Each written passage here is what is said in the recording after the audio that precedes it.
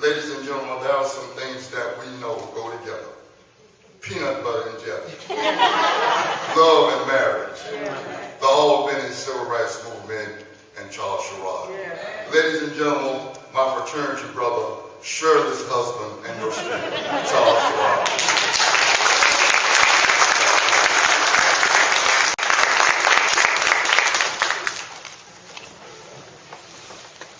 Thank you. I'm going to be real brief.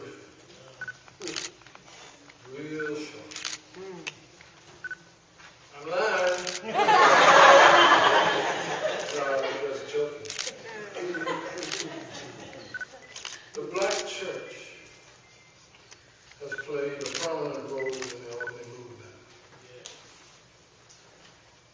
The first little known fact is that the first church to open its doors to the movement before it was called the Albany Movement was Shiloh Baptist Church. The second point I want to make is that in June 1963, for 2 weeks, the SNCC staff, Student Nonviolent Coordinating staff, stayed night and day right here in the sanctuary of Shiloh Baptist Church. We were fed, housed, taken care of within these walls, the sacred church. For some reason, the police did not get the courage up to arrest us, though they patrolled in cars regularly. They were afraid, seemingly, to get us from the church, or afraid to come into the church. Finally, my last point. In July 1962, the Albany Movement received an injunction from federal Judge Elliott banning all demonstrations of the Albany Movement and naming Dr. Martin Luther King Jr., Reverend Ralph Abernathy, Dr. Anderson, Slater King, and other leaders of the Albany Movement.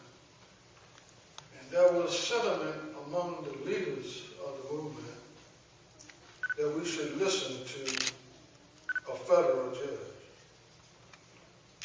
There was sentiment among the leaders to stop the demonstrations.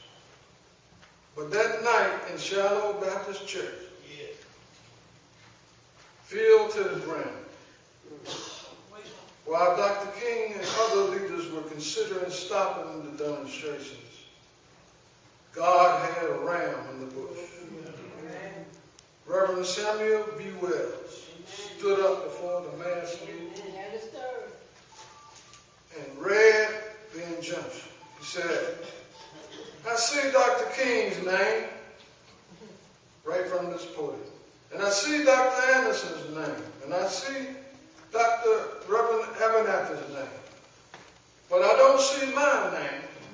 And I don't see your name.